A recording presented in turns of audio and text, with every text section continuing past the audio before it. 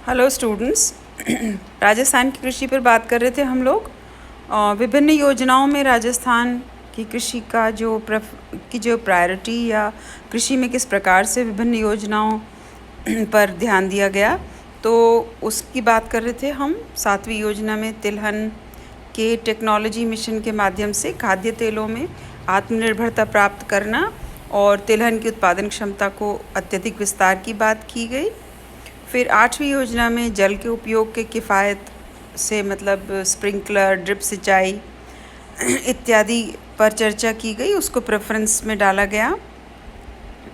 9वीं और 10वीं योजना में फ्रूट्स के उत्पादन पर बहुत ज़्यादा जोर दिया गया, क्योंकि ये एक कमर्शियल क्रॉप है और इससे किसानों की आमदनी में वृद्धि हो सकती है, इसलिए इसको काफ़ी प्राथमिकता पर डाला गया और इसके एनहांसमेंट के लिए काम किए गए, जैसे अनार, आम, पपीता, कस्टर्ड, सेब, आंवला, बेर, नींबू इत्यादि जैसे। और इसके अलावा सब्जियां, दवाई के व सुगंधित पौधे, इसबगोल, मेहंदी, सनाए। फिर फूलों जैसे गुलाब, चमेली, मसाले जैसे जीरा, मेथी, धनिया, लाल मिर्च, अजवाइन, अदरक, लहसुन। फिर जोजोबा, अरंडी, जेट्रोपा, इन पर ध्यान दिया गया है ना। ये सारी फसलें एक तो इसलिए इन पर ज़्यादा जोर दिया गया क्योंकि ये कृषि में विविधीकरण लाएंगी। फिर इनमें समय कम लगता है, कुछ परमानेंट फलों का परमानेंट इस एक तरह से ग्राहकी बन जाती है और ये फसलें काफ़ी महंगी बिकती हैं।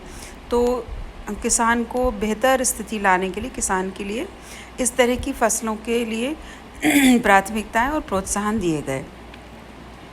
11वीं योजना जो 2007 से 11 तक थी, उसमें आधुनिकीकरण कृषि का, भूजल का गिरता हुआ स्तर को रोकना और विविधीकरण, व्यवसायीकरण, पशुपालन का विकास, पशुओं के लिए चारे की उपलब्धता को बढ़ाना, कृषि विपणन को आधुनिक रूप देना, कृषि प्रोसेसिंग, कृषि व्यवसायों व उपक्रमों को बढ़ावा देना, कृषि उत्पाद के पर्याप्त मूल्य वृद्धि को बढ़ावा देना, ये सब कहा गया और इन सब पर काम किया गया।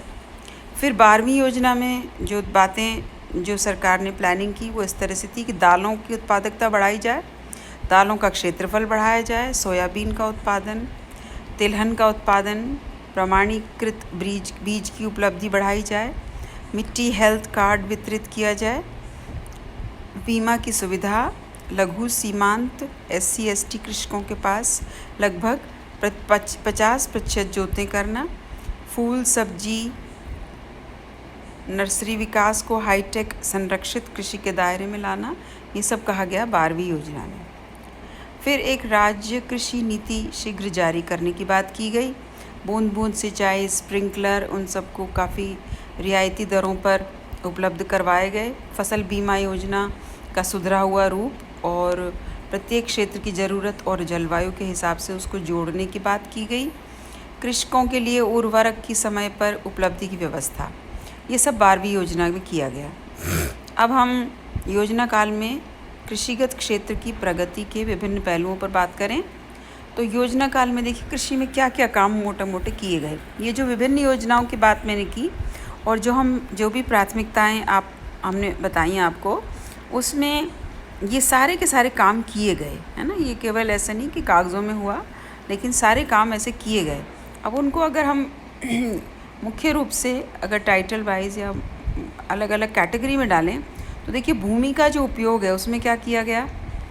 पहली योजना में 106.2 लाख हेक्टेयर कृषि का क्षेत्र था, जो कि 2012-13 में बढ़ कर के 174.6 लाख हेक्टेयर हो गया है ना। तो ये वृद्धि हुई, यानी जो भी आप कह सके बंजर भूमि पड़ी थी, व्यर्थ भूमि पड़ी थी, उनको ठीक करके कृषि लायक बनाया गया।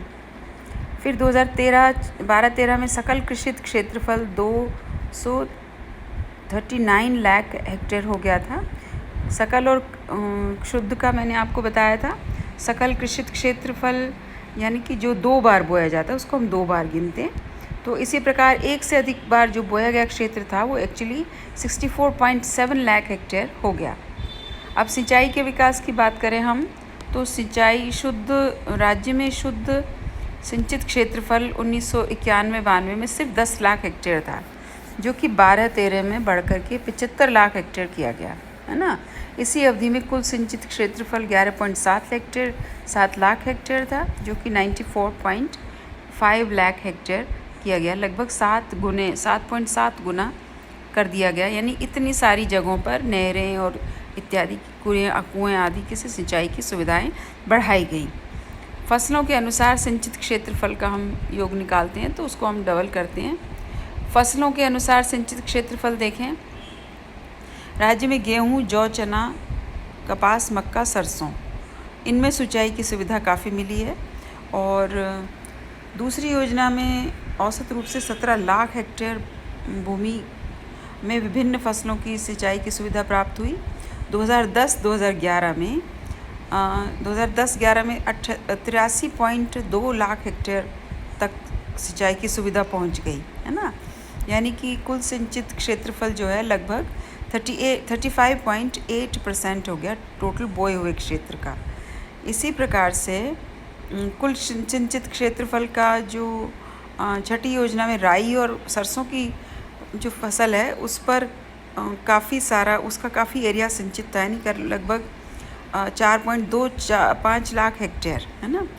और ये बढ़ कर के 2010-11 में 19.7 लाख हेक्टेयर हो गया। तो तिलहन के उत्पादन में काफ़ी इसलिए वृद्धि हो पाई क्योंकि सिंचाई की सुविधाएं बढ़ाई गईं। फिर राज्य में सिंचाई के विकास के संबंध में अन्य उल्लेखनीय तथ्य अगर हम देखें तो ये हैं कि 2012-13 में सकल सिंचित क्षेत्रफल 94.1 हज़ार हेक्टेयर व 28.8 लाख हेक्टेयर रहा, जबकि कुओं, नलकूपों और अन्य स्रोतों द्वारा जो सिंचित क्षेत्रफल था वो 64.8 लाख हेक्टेयर रहा। सतही जल की बात करें तो हम जल के विकास के लिए किए गए निवेशों में हमें पूरे लाभ तो प्राप्त नहीं हो पाए, लेकिन काफ़ी विलंब के बाद लाभ प्राप्त होने लगे। जैसे सोम, कमला, अम्बा बांध जो है डूंगरपुर ज़िले का, उसकी लागत करीब प्रारंभिक लागत 2 करोड़ रुपए थी, लेकिन जब तक बनकर वो इतना लंबा खिंच गया प्लान कि 90 करोड़ रुपया में वो पूरा हुआ, है ना। फिर सिंचाई की विभिन्न परियोजनाएं, उनमें भी देखिए जैसे वृहद योजनाएं और मध्यम योजनाएं, उनमें करीब प्रथम योजना में तो 2,644 करोड़ रुपया प्रति हेक्टेयर 2,644 रुपया प्रति हेक्टेयर लगा, जबकि 7वीं योजना में 28,255 रुपया प्रति हेक्टेयर, है ना। महंगाई बढ़ने से और पेट्रोल डीजल के भाव बढ़ने से इतना बढ़ गया। अच्छा, अब अगर हम देखें तो उर्वरकों का उपयोग की बात करें, अब तो खैर ऑर्गेनिक सारा सिस्टम हो गया है कि अब अच्छा भी नहीं माना जाता कि पेस्टिसाइड्स और फर्टिलाइज़र का ज़्यादा उपयोग। लेकिन शुरू में जब हरित क्रांति हुई तो ये बहुत इम्पोर्टेंट माना गया कि फसलें जो हैं अच्छी हों और उत्पादन को बढ़ाया जाए।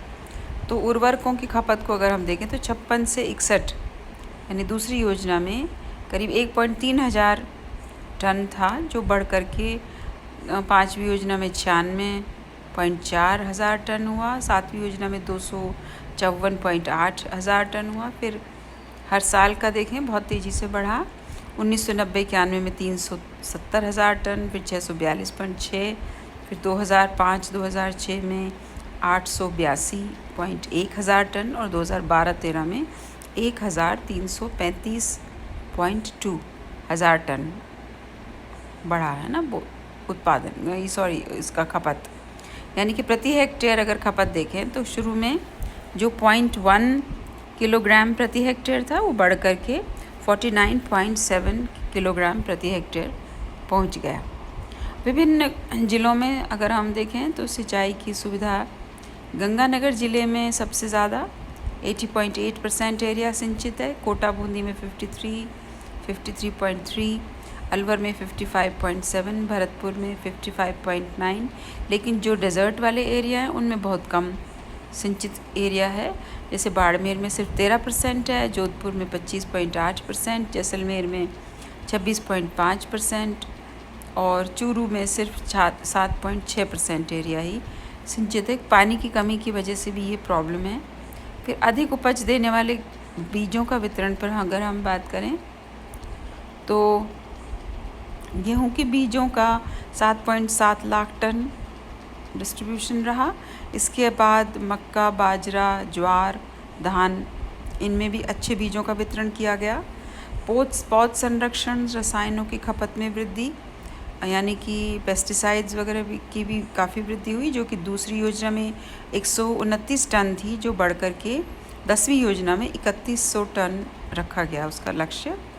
फिर हाइब्रिड जो सीड्स है ना, अधिक उपज देने वाली किस्में, HYV, हाई यील्डिंग वैरायटी उसको अपन बोलते हैं, तो अधिक उपज देने वाली किस्में, जिसके बारे में 1966 में के बाद से हरित क्रांति शुरू हुई। फिर उसके बाद बहुत तेज़ी से इस पर विकास हुआ और 1966-67 में ज्वार, बाजरा, मक्का, धान, गेहूं का कुल कृषित क्षेत्रफल पर सिर्फ 2% पर ही अच्छे बीजों का प्रयोग हो रहा था, जो बढ़कर के 7वीं योजना में 32% हो गया। और 66-67 में अधिक उपज देने वाली किस्मों के लिए जो 14,000 हेक्टेयर में ही अधिक उपज वाली किस्में बोई जा रही थी, जो कि 2003-04 में बढ़कर के 43.6 लाख हेक्टेयर हो गया।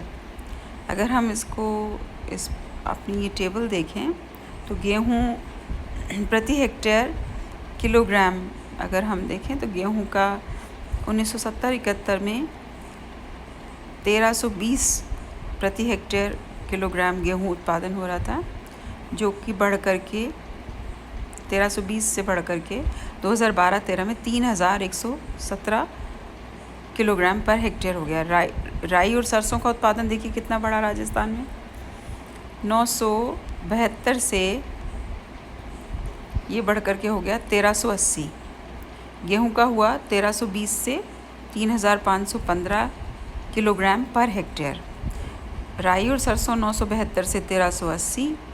फिर कपास का उत्पादन 184 लिंट से बढ़कर के 497 लिंट हुआ और गन्ने का उत्पादन 32.8 टन प्रति हेक्टेयर से बढ़कर के 73 टन प्रति हेक्टेयर हो गया।